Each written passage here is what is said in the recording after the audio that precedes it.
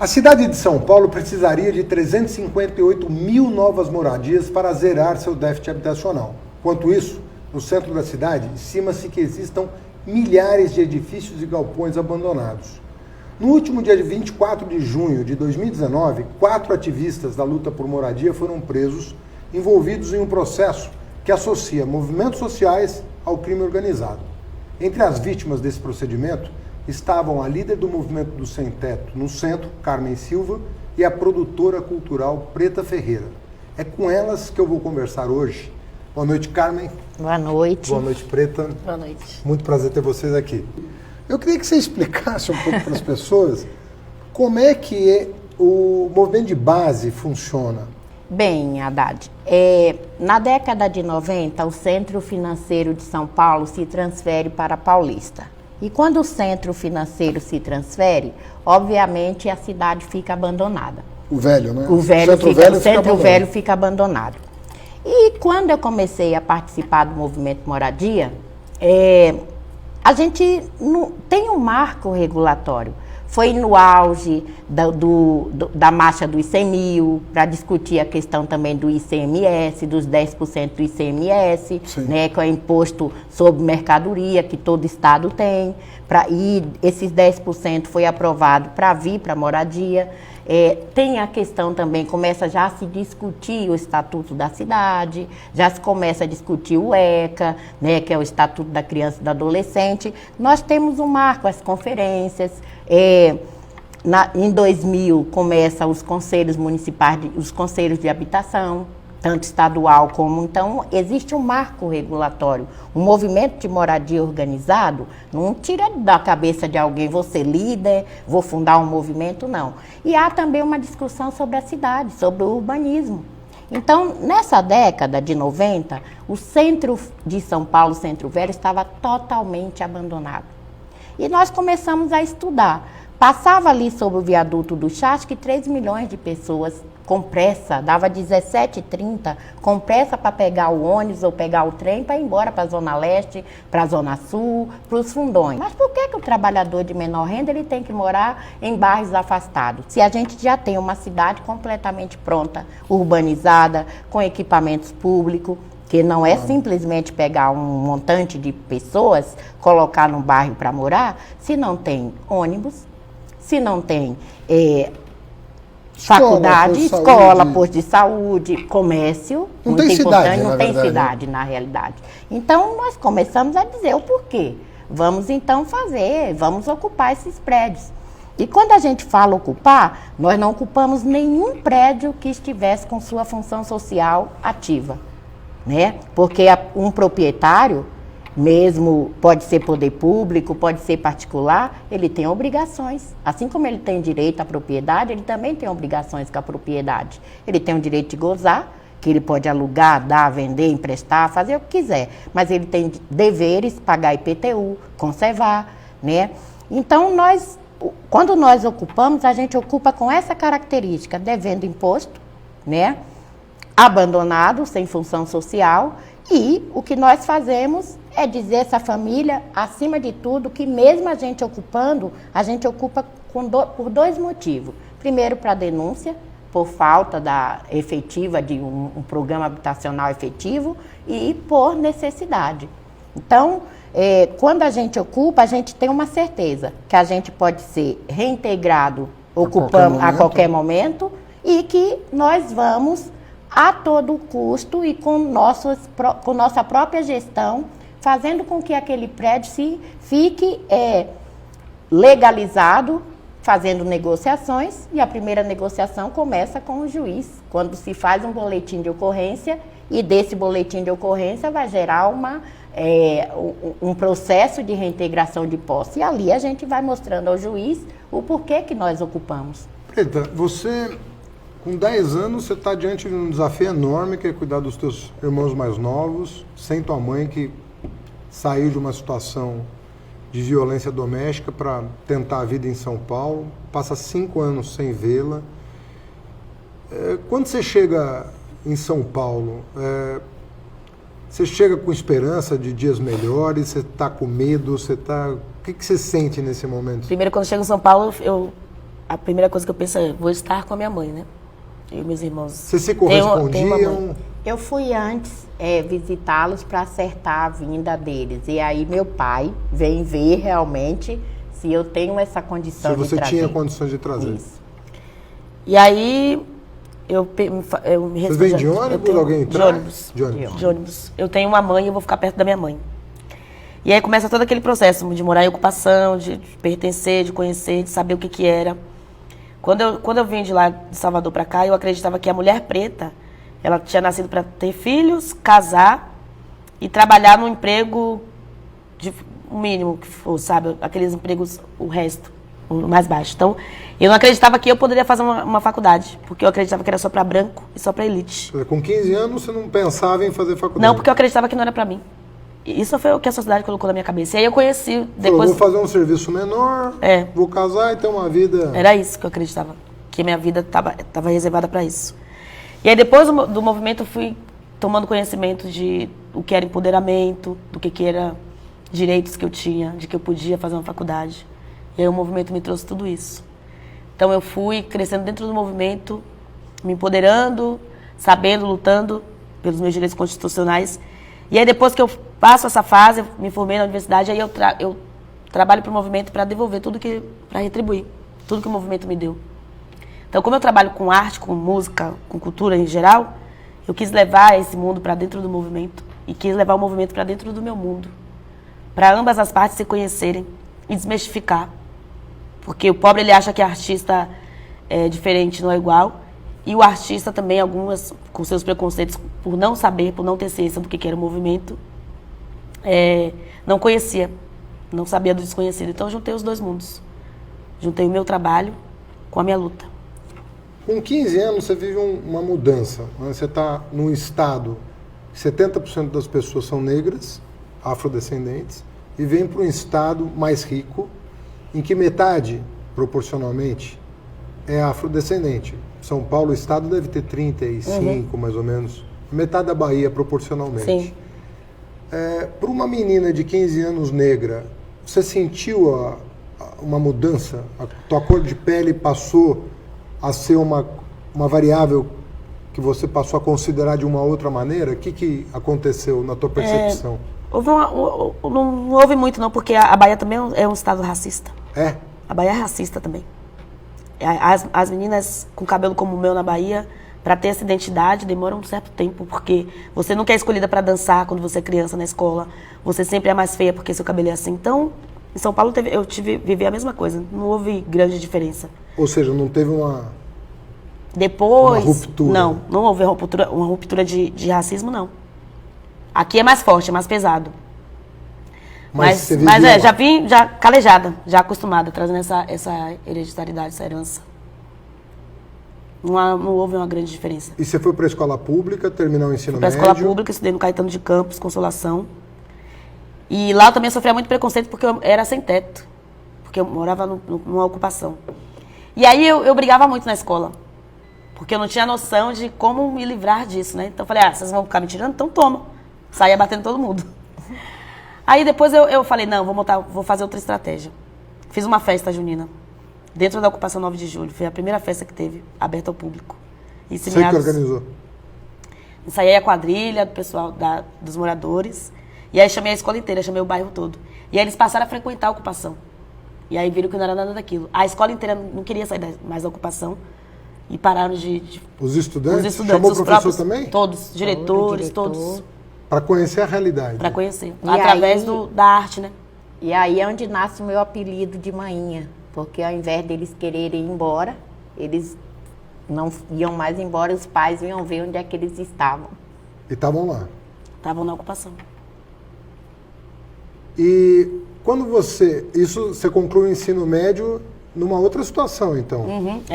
Em que as coisas já foram os teus colegas, o ambiente escolar... O ambiente mudou até porque dentro da ocupação já tinha um projeto cultural. Existia capoeira, voluntário de capoeira, aula de computação, de inglês. Então eles também não tinham possibilidade de fazer esses cursos. Iam todos para lá. E a gente leva... Na ocupação? Virou um segundo turno da escola? Sim. E aí depois a gente fazia as apresentações na própria escola. ensaiava-se as danças, jogava-se capoeira e depois, na escola, aos finais de semana, a gente ia para apresentar para outros alunos. Então, de adolescente, juntei esses dois mundos também. E aí, na fase adulta, eu quis repetir a mesma coisa. Quando a gente ocupou a 9 de julho, há 3 anos atrás, tudo voltou à tona de novo, né? O preconceito, o entorno, dizendo que as pessoas que estavam ali não eram trabalhadores de baixa renda, eram pessoas que não prestavam. E aí eu comecei a trazer de novo. Eu falei, como que eu vou fazer? Lembrei dessa tal festa que eu havia feito quando era adolescente. E aí resolvi abrir as portas, fazer festas abertas ao público, chamando meus amigos artistas para irem tocar lá. Até porque a pessoa ia atrás do artista. O que esse artista está fazendo lá? E aí ia atrás do artista e conhecer a ocupação. Na faculdade, muda alguma coisa para melhor ou para pior? Muda alguma coisa? Na faculdade muda porque eu já sabia quem era eu. Meu posicionamento já tinha mudado e eu sou essa, sim, doa quem doer. Vou me formar, sou liderança de movimento de moradia. Estudo porque eu gosto de estudar e porque também é uma obrigação de todo mundo estudar. E meus amigos de universidade ainda são meus amigos até hoje, né? Alguns frequentam, outros não, mas todos eles sempre souberam quem era eu. Então, na faculdade não houve. Lembro que até na minha colação de grau o professor falou, parabéns pela sua filha, viu? Porque eu discutia muito o que era política, assim. Quando ele falava uma coisa que eu não entendia e outro não queria aprender, eu falava, pô, cara, tipo, não dá, né? Não é eu bem sou preta, assim. não, eu sou uma mulher preta querendo aprender na universidade. E aqui vai ser a chance de eu mudar de vida. Se eu não sair daqui com a vida mudada, então não vai ter outro viés. É pelo estudo. Vou falar de um episódio recente. As pessoas, às vezes, né, que estão afastadas da realidade social do Brasil, imaginam que o movimento de moradia é uma coisa só, e não é. São vários movimentos. Cada cidade tem uma pluralidade de movimentos. Se você for para Recife, tem uma pluralidade lá, Fortaleza. E aqui em São Paulo também. Vários movimentos, cada um com a sua sigla. O Boulos tem um movimento, a Carmen Preta tem outro movimento e assim por diante. Vários movimentos sociais. E também, minoritariamente, tem os aproveitadores que tentam, né, fazer uma coisa diferente do que o movimento faz contra o movimento. Né? Assim como tem pastor que pode estar com más intenções, em detrimento da igreja, em detrimento da palavra de Cristo e tudo mais, também tem o sujeito no movimento social, em qualquer lugar, na advocacia, na medicina, tem sempre o sujeito que sai da linha. Sim. Mas houve uma tentativa agora de misturar as estações, na perspectiva da criminalização do movimento social. Ou seja, botar todo mundo no mesmo balaio de gato, como se vocês não tivessem 20 anos de história, 30 anos de história, né? E uma reputação construída ao longo dos anos, junto ao poder público, junto às autoridades competentes, junto às instituições, ou seja, com transparência, com diálogo e tudo mais. Você foi vítima, né, de uma violência muito grande no último período. Então eu queria que você contasse um pouquinho como é que foi orquestrado isso, né? Como é que essas coisas se processaram. Acho que tem muito a ver com a eleição do Bolsonaro. Duvido que se a democracia tivesse, sabe, funcionando como deve, se teríamos chegado a esse ponto, né? Porque você pode esclarecer as coisas, né? O que você acha que aconteceu? Assim, como é que foi feita essa, né? Porque alguém levou para o judiciário uma história completamente diferente uma fake news, da né? que a gente conhece, né? Obviamente, um juiz está recebendo aquilo, né, tende a confiar na autoridade que levou as informações, né? Muitas vezes desconhecendo.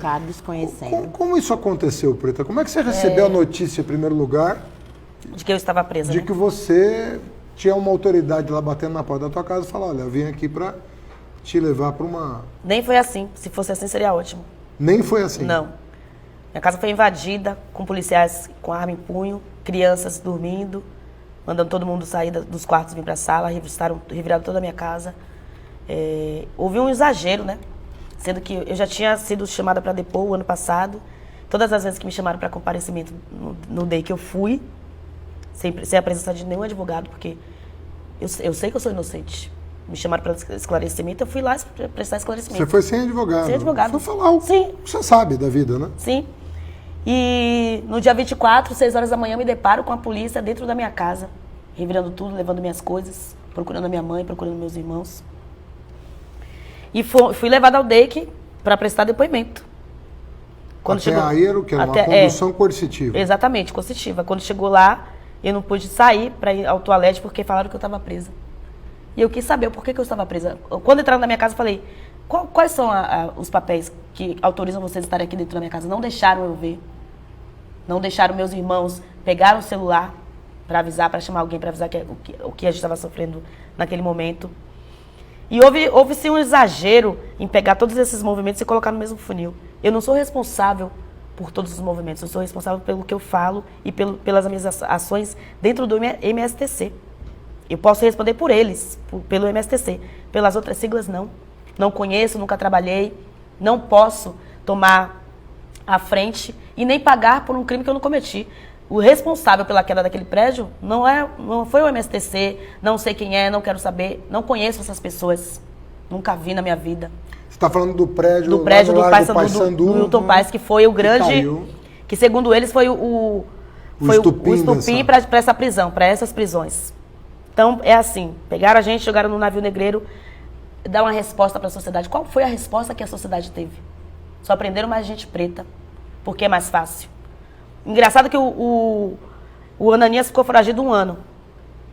E ninguém nunca encontrou. Só para explicar, quem é o Ananias? O Ananias era o coordenador do movimento que coordenava aquele prédio do Wilton Paes. Quem ocupou aquele prédio, a liderança que ocupou aquele prédio chamava Ananias. Ananias, sim. Que é de um movimento... Não conheço. Não tem participação. Não tem participação ativa dentro do Conselho Municipal de Habitação, estadual, que não faz uma discussão, a tratativa do marco regulatório dos movimentos. E outra, desculpa até te interromper, eu não quero nem citar o nome da liderança. Se lá tinha pessoas morando, é porque o governo não tinha efetivamente nenhum programa habitacional, né? Os governantes também são ocupados. Aquele prédio é um prédio que tinha fachada tombada. Sim. É um prédio da Previdência Social, ou da Polícia Federal. Da Polícia Federal. Que está há décadas abandonado. Isso, né? Sem função. E a pessoa que promoveu aquela ocupação é desconhecida de vocês. É desconhecida, eu não conheço. E aí, chega assim, quando a gente foi levada para outra delegacia, eles só falavam o seguinte, essas aí. Tipo, a gente sofreu muita agressão, né? Muita violência. Física? Física não, tortura psicológica, né? Psicológica. Passamos 3 dias e 3 noites sem comer, sem beber água, dormindo no chão, lá no DEIC. Você passou 3 dias e 3 noites sem comer, sem beber, dormindo no chão, sendo torturada, sendo xingada pelos carcereiros, pelos policiais. E demandavam alguma coisa de você? Não, só falavam que essas aí que são do PT tem que se fuder mesmo. Era isso que eles falavam. Nesses termos? Nesses termos. De palavras com mais... Pior ainda, o baixo calão era pior, era maior. Mas esse era o mais bonitinho. E você teve contato com a advogada nesses 3 dias? Você teve Não tive, só tive depois que uma das meninas passaram mal, e aí chegou um advogado, porque eles estavam segurando os remédios, não quiseram dar, porque ela sofria pressão alta e diabetes. E ela passou muito mal, né, porque a gente estava 3 dias sem tomar um gole d'água. E aí eles vieram correndo, e aí filmavam a gente dentro da cela, ficavam filmando, rindo da nossa cara. Você estava com quantas pessoas? 2. Ficava eu, Edinalva e Angélica. E depois vocês foram levadas? Depois levaram a gente para Franco da Rocha. Lá em Franco da Rocha, fiquei numa cela, no primeiro dia eu fiquei numa cela com 26 pessoas, 26 mulheres. E aí depois de lá a gente foi para Santana. Você ficou privada da sua liberdade por quantos dias? 108 dias. 108 dias? 108 dias sem entender por que eu tinha sido presa. 108 dias de frente com a única companhia que eu tinha era a injustiça. O que eu sempre lutei contra, de repente eu me deparo com ela, é como se ela fosse minha melhor amiga naquele momento. E você fazia o que esses 108 dias? Inventava muita coisa para fazer, né? Mas fiz música, fiz muita amizade. Mostrei para essas mulheres também o que era direito. E que elas também eram presas políticas. Encarceradas? Sim. Expliquei para elas como funcionava, por que elas estavam presas. Independente de ter cometido crime ou não, elas são presas políticas, porque o que trouxe essas mulheres a cometerem esses crimes ou não é a falta de oportunidade que a sociedade também quis me dar. Então elas também passaram por esse mesmo processo. Umas sabem lidar, outras não. E as que não souberam lidar foram parar nos presídios. Tem que fazer uma política pública mais voltada para os presídios, porque totalmente abandonado. Simplesmente jogam essas mulheres lá dentro e está tudo bem. Não se sabe como se vive lá. É horrível. Eu não desejo isso para ninguém. Nem para as pessoas que mentiram, que me colocaram lá dentro. Eu desejo que eu passei. Você, entre o lugar que você morava na ocupação e o presídio, em termos de infraestrutura física, qual a comparação que você faz? A ocupação é melhor. Muito organizada, muito melhor. A estrutura física de a uma estrutura ocupação física de é uma ocupação muito é melhor que a estrutura física de um presídio. Os presídios são abandonados. Inclusive em termos de segurança, fiação, a fiação elétrica, tudo desencapado. Não existe fiação. As meninas tomam choque quando vão desligar a luz, que a luz é desligada no bocal. Não tem interruptor. Não tem interruptor. Você tem que... A encanação, a água sai marrom, sai preta. Do encanamento? Do encanamento. E é aquela água que a gente tem que beber, é aquela água que a gente tem que tomar banho, é aquela água que a gente tem que lavar roupa. É isso que eles dão, o resto. Comida chega com pedaço de rato.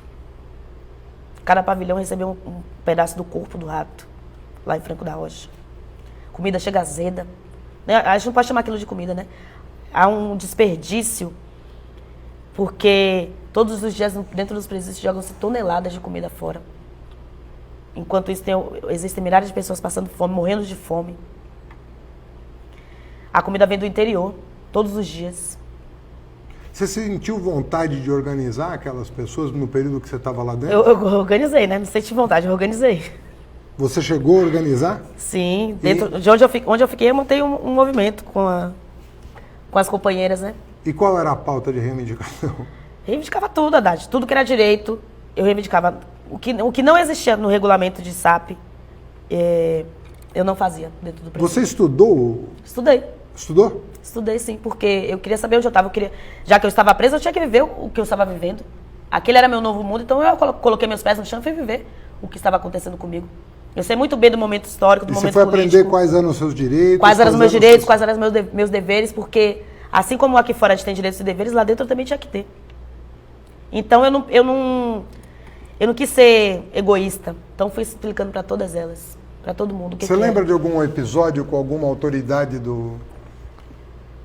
Tem vários. Mas eu lembro de um em que eu pedi para eles arrumarem a fiação, porque já que eles haviam me prendido, eles tinham que me dar qualidade de vida, porque se fosse na ocupação, aquilo lá era um risco que as pessoas poderiam ser despejadas ou eu poderia ser presa. Inclusive, eu estava sendo presa, acusada de uma coisa que eu não fiz. Então, por favor, né? Qualidade de vida. Ou seja, você me diria, sem medo de errar, que se fosse ali se pedissem ali um laudo do corpo de bombeiro para... Eu acho que tem que pedir. Tem que pedir. Chamado AVCB não sai. Não, ali. tem que pedir. Tem que pedir, porque eles estão matando as pessoas, gente. Presídio é um navio negreiro. Se pedisse, não. Tem que pedir um laudo. Não o corpo passa. de bombeiro não passa. Não passa. Nem sanitário, nem de segurança. Não passa. Encanamento elétrico, hidráulico. Não nada. passa. Foco de dengue, de doença. Por que os presídios têm esse foco? Porque não há cuidado. Qual foi a reação das mulheres a esse tipo de intervenção da tua parte? Elas se surpreenderam? Muito, ficaram muito surpresas. Falaram que estão lá há 5, 6 anos. Falaram, desde que eu estou aqui eu nunca vi isso acontecer. Desde que eu estou aqui nunca ninguém fez isso.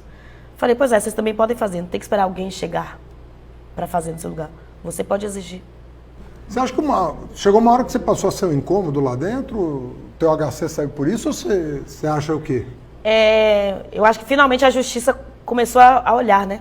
Para esse processo, olhar o meu caso, olhar os outros casos das demais, porque eu sempre falava, é impossível eu estar presa, ninguém está vendo esse processo, que as besteiras que tem aqui, escrito aqui, essas acusações, a justiça foi feita finalmente, né? E espero que seja feita também daqui para frente. Ou seja, os teus argumentos foram levados Sim, a sério. E você foi liberado. Eu não podia ser acusada de um crime sem provas e não ter o direito de me defender. Não é simplesmente jogar uma pessoa dentro de um presídio e acabar com a vida dessa pessoa e acabou. Não. Eu também tenho vida, também tenho família, eu também preciso trabalhar, eu preciso comer, eu preciso vestir. E eu não cometi nenhum crime para ser jogada no presídio. Então, se uma pessoa que me acusou tá em liberdade, por que eu também não poderia estar em liberdade para provar que eu sou inocente? Então, que se faça a justiça. Preta, é muito difícil te perguntar e você me respondeu, porque envolve a tua subjetividade. Mas assim, depois dessa experiência que você viveu, o que mudou dentro de você que você acha que pode contribuir nessa jornada da tua mãe, na tua jornada, na jornada dos teus companheiros do movimento de moradia? Você sai com alguma coisa boa disso ou é só chateação, ressentimento pela injustiça cometida? Você vai fazer do limão uma limonada? O que você vai fazer com essa... Eu não saio com nenhum sentimento negativo. Muito pelo contrário, eu saio com muito mais amor, recebendo muito mais amor, sendo muito mais amada. E eu trouxe uma lição. Eu sempre fui de acreditar que ninguém era melhor que ninguém, que todo mundo era igual. Então lá dentro eu convivi com pessoas de nível superior, de pessoas que não tinham estudos. Mas lá dentro você se torna uma só, porque está todo mundo vivendo no mesmo barco. O que eu trouxe de lá foi mais arte, mais música. Agora eu vou gravar um CD que vai ser produzido pela Maré Gadu. Dentro desse CD tem uma música que eu compus. Angela Davis, Maria Gadu, você tá bem na foto, né? Uma música que eu compus para as meninas lá de dentro, que no pior momento da minha vida elas me deram o que elas mais tinham, né? Que era o amor, a tranquilidade, saber que você recebeu amor lá dentro? Muito, nossa, muito, muito. Muito amor? Muito amor, muito carinho, muito afeto. Porque as pessoas, elas acreditavam, né, na minha luta. Lá dentro, elas sabiam que era eu também. E aí, pro movimento, não vou abandonar minha luta, porque essas pessoas ainda continuam sendo as mesmas pessoas, o mesmo movimento. Não é, todo lugar tem gente ruim, todo lugar tem gente boa, e eu não posso generalizar, não posso virar as costas para um movimento que me fez ser quem eu sou hoje. Então, vou pegar da minha arte, toda essa dor que eu sofri, vou transformar em arte, transformar em amor, para distribuir para mais gente que precisa. Carmen, como é que foi a tua experiência de mãe e também, enfim, você também foi alvo da ação? Eu fiquei foragida, né? Quer dizer, fiquei no exílio. A autocrítica que eu faço quanto mulher, quanto mãe, é dizer que a gente precisa dar mais amor. Quanto líder de movimento, é conversar mais, é procurar realmente ter uma maior aproximação. Se a gente já passava por essa aproximação dentro do poder público, agora é estender. Eu tenho certeza, eu te conheço há muitos anos, eu tenho certeza que você jamais se arrependeu das escolhas que você fez na vida para se emancipar de uma situação de violência, para se colocar como mulher emancipada, para mostrar, né, o que te diferenciava, o teu valor. Mas eu fico me perguntando, ao ter a sua filha presa, o teu filho preso, teve um momento que você se arrependeu e disse, meu Deus, o que eu fiz com a minha família? Qual é a minha responsabilidade nisso que está acontecendo? Tive. E eu estava no Rio de Janeiro, eu estava fazendo um trabalho na UFJ, né? Quando eu recebi o telefonema dizendo que eu estava com pedido de prisão, e aí eu consigo falar com um dos meus filhos, e ele fala, a gente está indo para o DEIC. A Preta foi para o DEIC, a minha esposa está indo para o DEIC, e a gente está correndo para lá. E aí, quando eu chego aqui em São Paulo, foi 2 dias depois, que eu tinha compromissos profissionais, eu não podia deixar as pessoas na mão, eu vim com o intuito de ir para o DEIC, né, me entregar. E uma das coisas que eu recebi foi os meus filhos dizendo não. Aí eu pedi perdão, né, a todos eles, aos meus netos, e eles disseram, que nada, segue em frente que nós estamos seguros. E aí eu vi meus filhos ficarem gigantes. Eu tenho uma filha de 23 anos que se destacou. Eu tenho uma filha, todos eles. Então, houve um momento, sim, que eu pensei, pedi que eu era culpada, tive essa culpa, mas o que mais me deu força foi deles dizer não, nós estamos juntos, da nossa união, a nossa família se uniu mais ainda. E se uniu em prol de várias outras pessoas. E nesse meu período que eu fiquei em vários locais, teve um momento de revolta mesmo. Não é nem revolta, eu fiquei indignada, né? Eu sempre procurei fazer as coisas certas, eu sempre procurei instruir para que isso é assim, e eu pensei até em me matar. Mas não me matar para ser vítima, me matar para dizer, olha, tem algo errado, vamos lutar por isso. Mas o arrependimento eu não tenho. Eu estou no caminho certo, um caminho de existir e de resistir. E já que eu me abracei a uma causa, é justo que a minha família tenha esse entendimento, porque tudo que eu fiz foi para a melhoria deles. Quando eu saí de Salvador, fugida, foi pensando neles. Quando eu entro no movimento Moradia, foi a porta que me abriu para a minha necessidade. Aí eu pego a minha necessidade, o direito ele não é assistencialista. Além de eu ter direito, eu também tenho deveres. Então, eu tenho que ser agradecida. E, acima de tudo, agradecida aos meus filhos, porque entenderam. O recado foi dado e eles entenderam tudo isso. Carmen, muito bom ter você Obrigada, Tati. De volta ao nosso convívio. Preta. Obrigada. Obrigada. Muita força. Vocês estão mais fortes do que nunca.